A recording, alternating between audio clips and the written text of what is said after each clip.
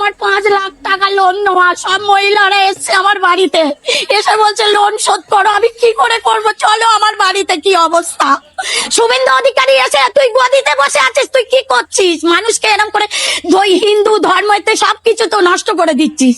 আমাদের ঈদটা করতে দিক, আমরা গরুগুলো বিক্রি করি, কিছুটা যেন অন্তত মুক্ত হই। মুসলিম বা তারাও হিন্দু, তারা তো মিশছে একসাথে, আমরা তো একসাথে আছি। তারা কোনোদিন দেনদারি করেনি কি কারু আমাদের গলা ধাক্কান দিইনি।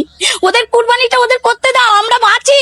আমার মতন মহিলা, আমি মহিলা সমিতি থেকে 5 লাখ টাকা নিয়েছি, চলো আমার ব্যাংকে সব আমি জমা দিই, সুদ আসল। কি অবস্থা হচ্ছে, আমার স্বামী ভ্যান চালায়, আমরা এইভাবে বাঁচি। তাহলে আমাদের বাচ্চা কাচ্চা সব আছে, তাহলে আমরা কি করে খাবো? আমাদের আর ঘুম নেই, রাত্রে ঘুম নেই, চিন্তায় মাথা খারাপ হয়ে যাচ্ছে। আমরা কি করব? কিছুই করার উপায় নেই, কিছুই খুঁজে পাচ্ছি না। এখন কি চাইছেন আপনারা? আমাদের ঈদটা করতে দিক, আমরা গরুগুলো বিক্রি করি, অন্তত আমরা খুলে ফেলেছি। কিছুটা যেন অন্তত মুক্ত হই। বিধায়িকা হচ্ছে কি আপনার